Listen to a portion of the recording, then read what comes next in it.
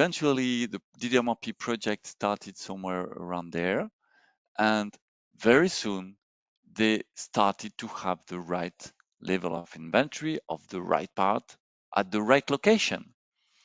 And this number of suitcases that was waiting to be repaired just melt to around 100, which is the standard waiting time, which will be 1 or 2 weeks, rather than months, months and months. Yes. This blue line is about the level of inventory.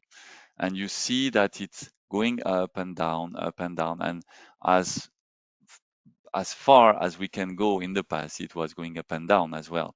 So it means that it was not about the seasonality. It means that only the level of inventory was not under control, unless all the efforts of trying to manage it accurately. DDMRP is not a magic potion. It's much better, but when you don't have the material, you just don't have the material. It does not work. But still, Yes. when the material was coming in, they were able to produce again, then the level of inventory is around this target stock.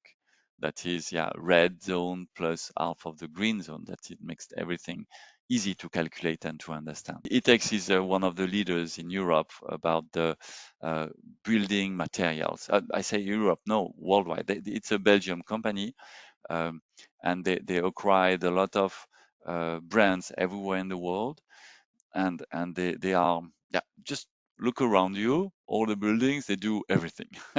As simple as that.